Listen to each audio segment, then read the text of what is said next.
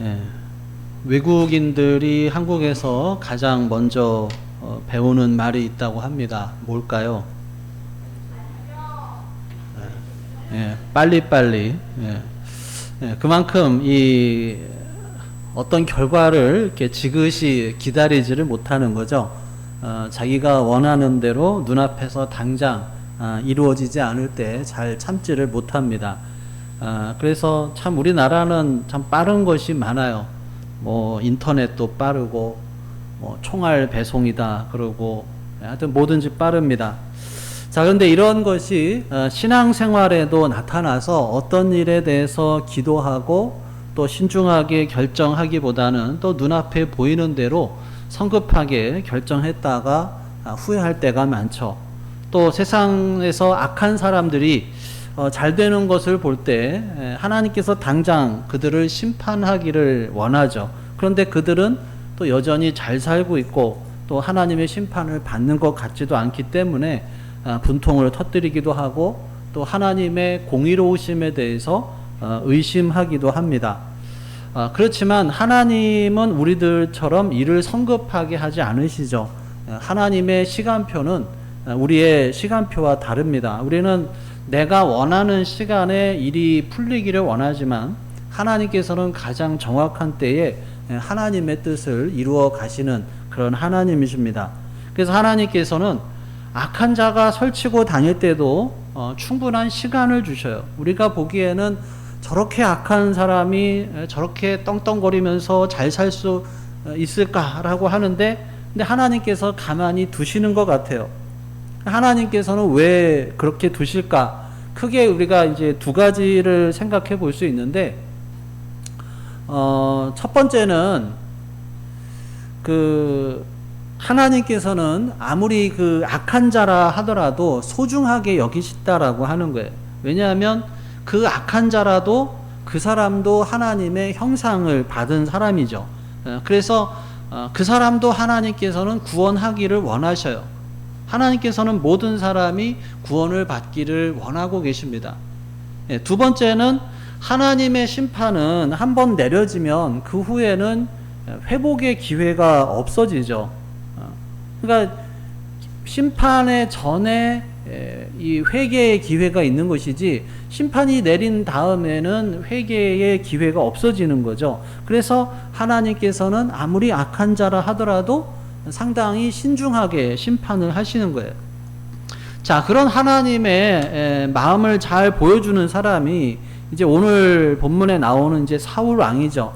하나님께서 이 사울 왕이 불순종하고 악하게 살았어도 그의 인격을 존중해 주시고 심판을 내리시는 데 있어서도 아주 오래오래 참으시면서 기다려 주셨어요. 그런데 안타깝게도 사울은 하나님께서 그렇게 기다려 주시는 동안에도 결국에 마음을 돌이키지 않았고 비참한 결말을 맞이하게 됩니다. 자, 사울이 처음에 왕이 됐을 때는 아주 겸손하게 행했죠. 좋은 일도 했는데 얼마 못 가서 교만해졌어요. 자, 15장에서 어떤 일이 있었어요? 사무엘상 15장에서 하나님께서 사울에게 아말렉 사람들을 진멸하라고 명령하셨는데도 불구하고 어떻게 해요, 사울이? 좋은 거는 남겨두고 그냥 나쁜 것만 다 죽인 거예요. 그렇게 하면서 전리품을 챙긴 거죠. 그런 사울 왕에게 하나님께서는 사무엘을 통해서 너의 왕위는 끝났다 하면서 폐위를 선언을 하셔요. 그렇다고 해서 하나님께서 사울을 바로 제거하신 게 아니라 그냥 그대로 두셨어요. 기회를 주신 거죠.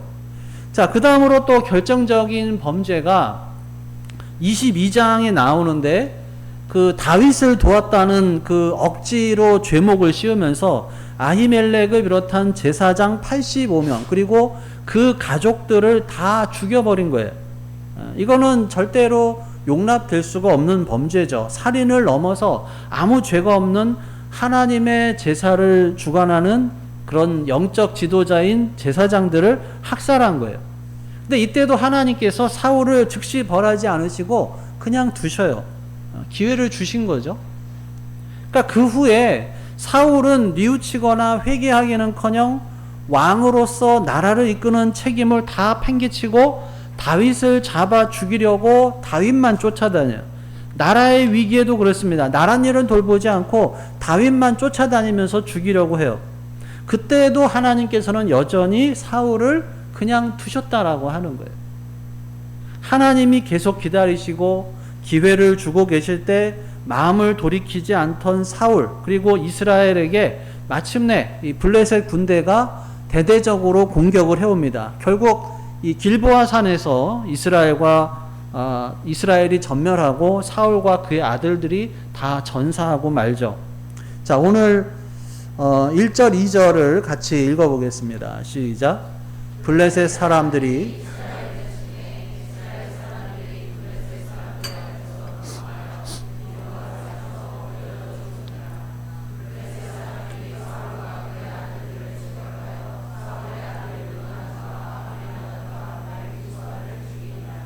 예. 자, 우리가 살아가면서 어떤 일에 몰두하고 잠도 안 자고 열심히 일하다 보면 어떻게 돼요? 예. 몸이 지치고 또 피곤하게 됩니다. 조금 더 심해지면 감기에 걸리기도 하고 몸살이 나게 되죠. 그래서 가끔은 그런 생각을 합니다. 아무리 일을 해도 피곤하지 않고 또 아프지도 않으면 얼마나 좋을까, 그런 생각을 할 때가 있죠. 막 일하다가 피곤할 때 피곤하지 않으면 얼마나 좋겠어요. 그런데 아무리 과로를 해도 몸이 전혀 피곤하지 않다. 이게 정말 좋은 것이냐라고 하는 거예요. 좋은 것 같지만 사실 좋지 않은 거죠. 잠을 별로 안 자도 피곤하지 않고 아무리 일을 해도 지치지 않는다. 그러면 어떻게 하겠어요? 쉬지 않고 계속 일만 하겠죠. 그러면 피곤을 못 느끼고 있다가 한순간에 가는 거죠. 요즘 말로 하면 그냥 한 방에 그냥 훅 가는 거예요. 모르고 있다가 그냥 가는 거예요. 그러니까 무리해서 일을 하면 몸에 이상 신호가 오는 것, 이것은 사실 귀찮은 것이 아니라 오히려 이것을 통해서 정신을 차리는 계기가 되는 거죠. 피곤함을 느끼면 내가 쉬어야겠구나, 이렇게 깨닫고 쉬면서 자기 몸을 보호할 수가 있는 거예요. 영적으로도 똑같다라고 하는 거예요. 우리가 조금 무리하고 잘못된 방향으로 가면 이상이 오고, 그런 이상 증상이 왔을 때 그것을 빨리 깨닫고 다시 바른 방향으로 돌려야 하는 거죠. 자, 그럼 이스라엘 백성들의 영적인 상태를 점검하는 이상 신호는 뭐였느냐? 바로 블레셋이었어요. 그러니까 이스라엘이 하나님을 멀리하고 우상을 섬기고 세상의 방식을 따라서 살게 되면 이상하게도 블레셋 사람들이 쳐들어와서 자기들을 괴롭혀요. 그때 이스라엘 백성들은 분명히 자기들을 이 괴롭히는 블레셋 사람들이 빨리 사라지거나 아니면 망하기를 원했겠죠. 그런데 그들이 망하기를 바라기 이전에 자신의 영적인 상태를 빨리 깨달으라고 하는 그 신호로 받아들였어야 했다라고 하는 것입니다. 여러분, 우리가 신앙생활을 하면서 가장 중요한 게 뭘까요?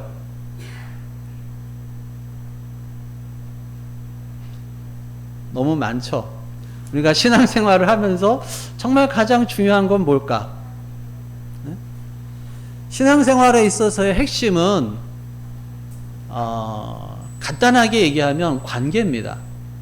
신앙생활의 핵심은 관계예요. 가장 중요한 것은 한 단어로 표현한다면 관계입니다. 자, 위로는 누구와의 관계예요? 하나님과의 관계예요. 옆으로는 이웃과의 관계예요. 좀 더 나눠지면 자신과의 관계도 있고요. 그리고 이 세상과의 관계도 있습니다. 그러니까 신앙생활에 있어서 가장 중요한 것은 그 관계들입니다. 그러니까 예수님께서 그것이 가장 중요하다고 하셨어요. 다른 것 아무리 잘해도 하나님과의 관계에서 실패하고 있으면 삶에 아무런 의미가 없어요. 다른 것 아무리 잘해도 이웃과의 관계가 엉망이면 신앙생활을 제대로 하고 있는 것이 아니에요. 성경은 분명하게 알려주고 있어요. 하나님을 사랑하면 이웃도 사랑하게 되어 있다라고 하는 거예요. 내가 뭐 사랑할 능력이 있어요. 그런데 하나님의 사랑이 나를 채우고 옆으로 흘러 넘칠 때 그 사랑이 이웃에게도 전달이 되는 것입니다. 그러니까 우리가 아무리 예배를 잘 드리고 성경도 많이 읽고 또 묵상도 열심히 하고 기도도 열심히 하고 봉사도 많이 하고 헌금도 많이 하고 그렇게 해도 정작 이웃과 껄끄러운 관계 속에서 으르렁거리면서 살아가고 미워하고 이웃과의 사랑의 교제가 없이 살아간다. 그러면 그것은 온전한 그리스도인의 삶이 될 수 없다라고 하는 거예요. 근데 여러분, 우리가 살다 보면 어때요? 불편한 관계가 생기나요? 안 생기나요? 생겨요. 누구든지 그럴 수 있습니다. 여러분도 그렇고 저도 그렇고 다 그렇습니다. 근데 그런 현상을 그냥 넘어가서는 안 된다는 거예요. 그것이 아까 우리가 몸의 신호를 얘기했죠. 이스라엘의 영적인 신호는 뭐라 그랬어요? 블레셋이었죠. 그러니까 우리들의 영적인 상태에 대한 이상 신호라고 하는 것은 뭐냐? 다른 사람들과의 관계가 내가 어떠냐라고 하는 거예요. 내가 지금 누군가와 껄끄러운 관계가 생겼다. 그러면 사실은 그 사람과의 관계의 문제가 아니라 하나님과의 관계에 문제가 생겼다는 거예요.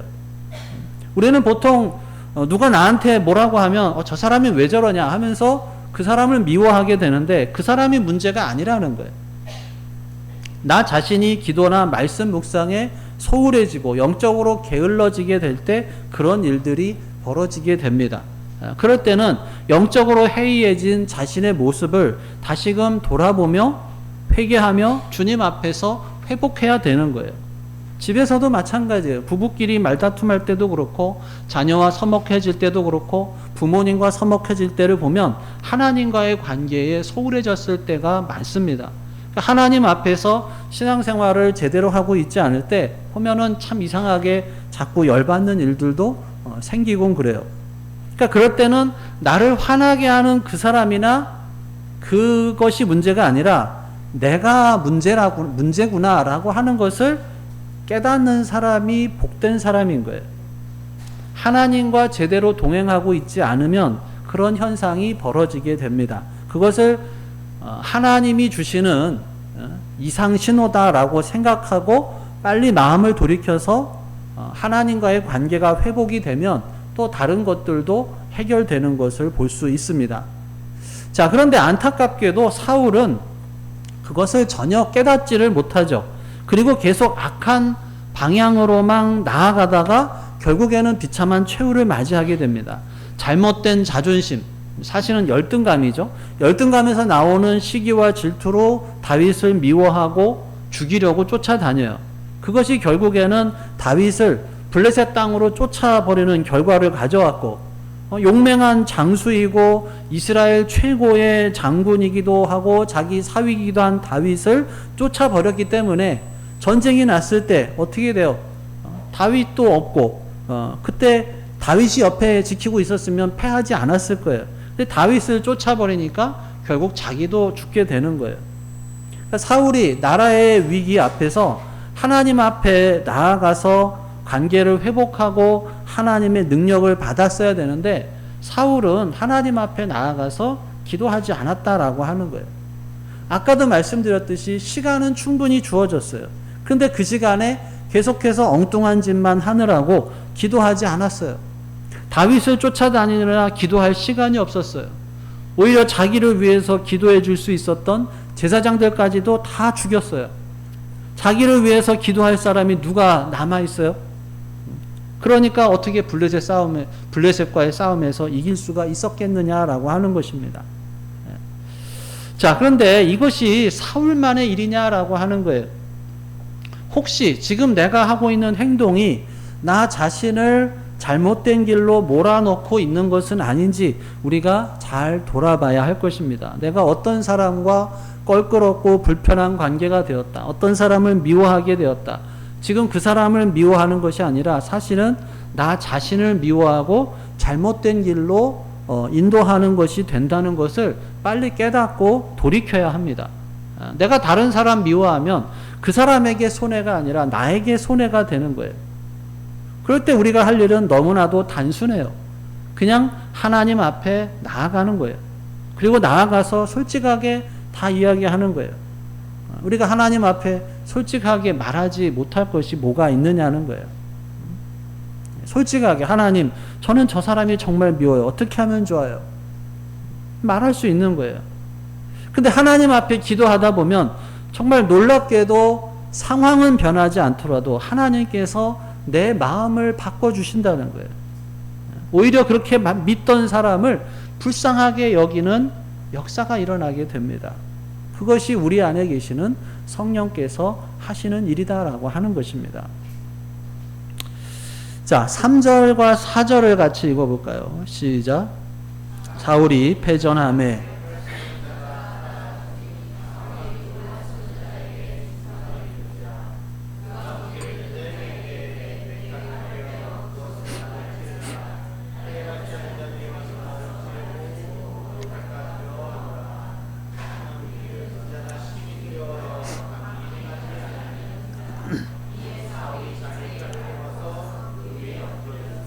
예. 자, 이 말씀은 사울이 어떻게 죽게 되었는지를 보여주죠. 이스라엘 왕으로서 너무 치욕적으로 끔찍한 죽음입니다. 자, 일단 이스라엘 군대가 전쟁에서 완전히 패해서 쫓기는 처지가 되죠. 그리고 블레셋 군인들이 뒤에서 이스라엘을 추격하면서 활을 쏘아대는데 무수한 화살이 쏟아졌어요. 그 중에 한 화살이 사울의 몸을 꿰뚫고 치명상을 입힌 것으로 보입니다. 자, 화살을 맞아서 더 이상 싸울 수도 없고 힘들어서 도망칠 수도 없는데 블레셋 그 사람들은 막 추격해오고 있어요. 왕이 잡히면 엄청난 수치를 당한 다음에 비참하게 죽임을 당하게 되겠죠. 삼손이 붙잡혀가지고 어떻게 돼요? 두 눈을 다 뽑히고 그렇게 결국 비참하게 죽게 되는데 사울은 그래서 어떻게 해요? 자기의 무기를 들고 따라오는 부관에게 자신을 칼로 죽이라고 명령을 해요. 그러니까 죽어서 내가 수치를 당하는 것은 어쩔 수 없지만 살아서는 수치를 당하지 않겠다 이런 얘기죠. 그런데 그의 무기를 든 자, 즉 그의 부관이 감히 왕을 죽이지를 못하는 거예요. 그게 결국 어떻게 해요? 사울이 자신의 칼을 세우고 그 위에 엎드려져서 죽고 맙니다. 그러니까 어떻게 보면은 자살을 한 거죠. 얼마나 비참하냐라고 하는 거예요. 자, 5절에서 7절을 같이 읽어보겠습니다. 시작. 무기를 든 자가 사울이 죽음을 보고 사울과 그 세 아들과 무기를 든 자와 저쪽에 있는 이스라엘 사람과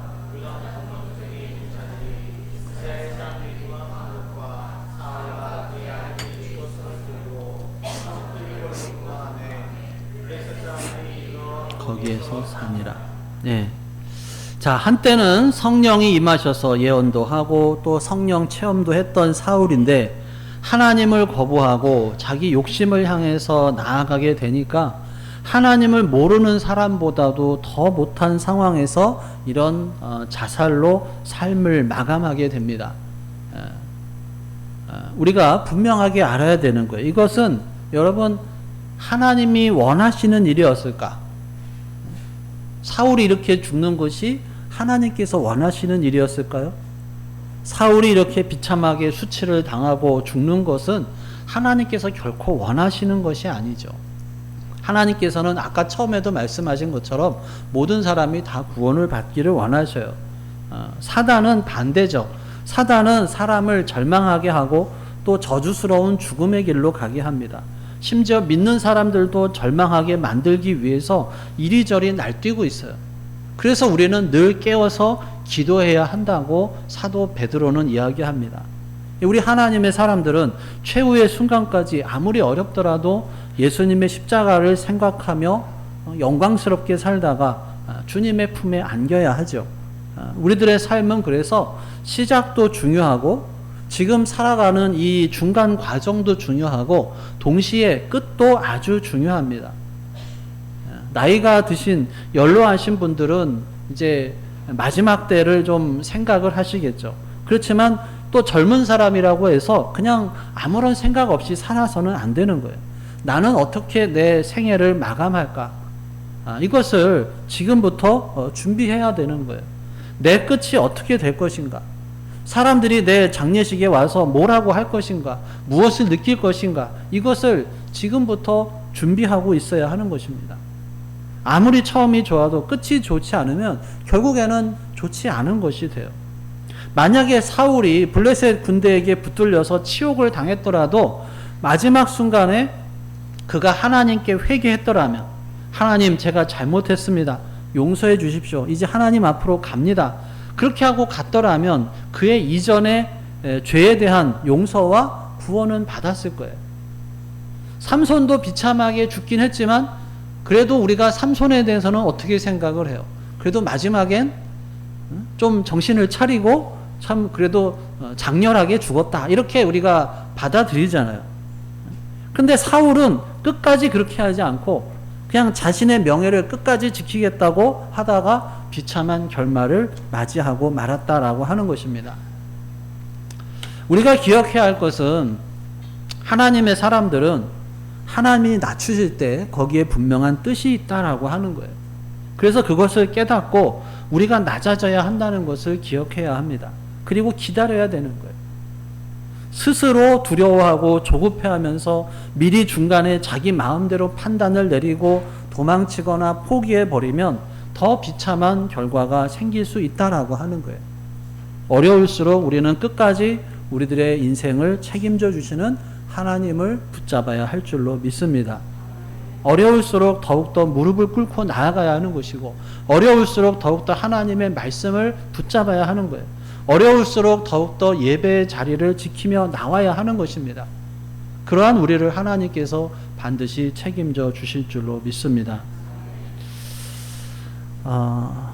어느 목사님이 그런 말을 했어요. 세상을 바꾸지는 못해도 세상이 당신을 바꾸지는 못하게 하라. 우리가 이런 생각을 할 수가 있죠. 지금 인도네시아 단기 선교를 가고 있습니다. 지금 진행 중에 있는데, 우리가 1년에 단기 선교 며칠 간다고 해서 뭐가 달라지나, 그 사람들에게 그게 뭐 얼마나 큰 도움이 되겠나, 그렇지 않습니까? 인도네시아 인구가 2억 7천만이에요. 우리가 가서 뭐 만나고 오는 사람 많아야 한 100명, 200명 이 정도 만나고 오는 것인데 그게 얼마나 선교에 도움이 되겠냐라고 하는 거예요. 실제로 뭐 봉사한다고 세상이 바뀌지 않고, 단기 선교를 가서 뭘 한다고 해서 세상이 바뀌지는 않습니다. 그들에게 뭐 큰 도움이 되지 않을 수도 있어요. 근데 중요한 것은 뭐냐? 우리들 자신이 변하게 된다라고 하는 거예요. 우리들 자신이 바뀔 수 있다라고 하는 거예요. 나밖에 모르고, 내 가족밖에 모르고, 내 자식밖에 모르고, 다른 사람의 어려움에 대해서 무감각하고 무관심하던 그러던 내가 이런 것을 함으로 인해서 변할 수 있는 계기가 된다라고 하는 것이죠.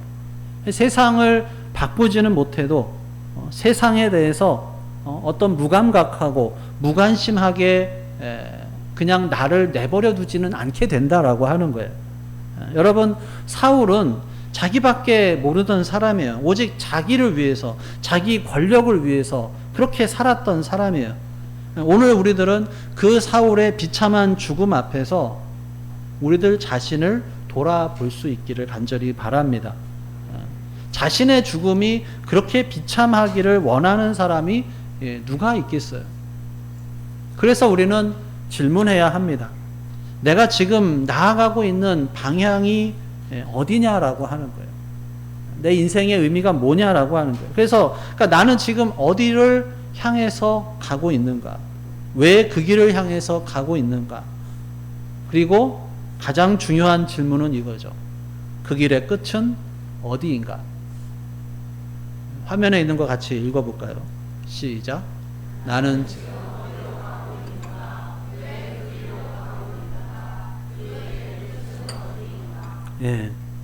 내가 가는 이 길은 그 끝에 하나님께서 환하게 웃으시면서 기다리고 계시는 그 길이냐라고 하는 거예요. 아니면 그 끝에 마귀가 음흉한 미소를 지으면서 좋아하고 있는 그런 길이냐라고 하는 것입니다.